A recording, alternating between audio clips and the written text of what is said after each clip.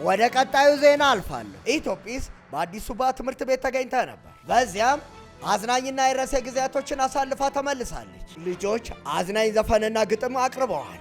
ወላጆችም በጭፈራ ተዝናንተዋል። ማስተያየትን ተቀብለን ስሜ አትክልት ተፈሪ ይባላል። የአዲስ አበባ ትምህርት ቤት ስራ አስኪያጅና ባለቤት ነኝ።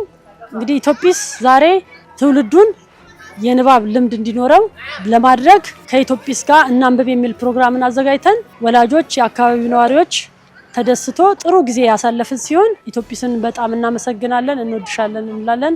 አመሰግናለሁኝ። ሁሌም አብረን እንሰራለን። እንዲሁም ተረት፣ ውዝዋዜ፣ የፓፔት ትዕይንትና ልዩ የሆነ ጊዜ አሳልፋለች።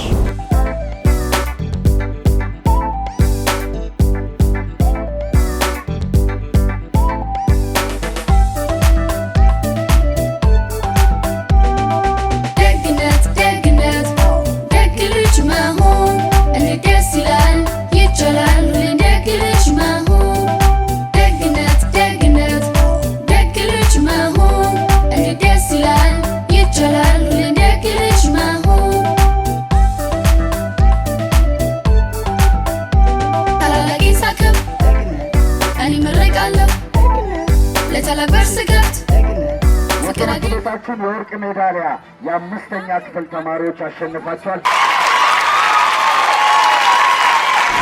ዝርዝሩ ምን ይመስላል የሚለውን ቢጣ እንደሚከተለው ታቀርብልናለች።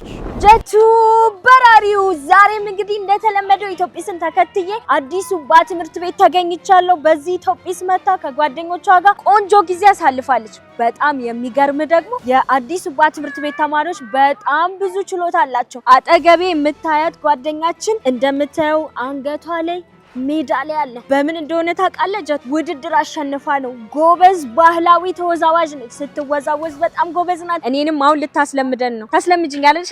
ስለዚህ እኔም ልለማመድ ነው። ጀቱ በጣም ቆንጆ ዝግጅቶች ነበሩ። እኔም ከጓደኞቼ ጋር ጥሩ ጊዜ ላሳልፍ ጓደኛዬ ልታስለምደኝ ነው ውዝዋዜ። አንተም ደግሞ በአዲስ አበባ የነበረውን ፕሮግራም እንድትከታተል ጋበዝኩ። ጀቱ በራሪው ወደ ፕሮግራሙ። ቢጣ አመሰግናለሁ።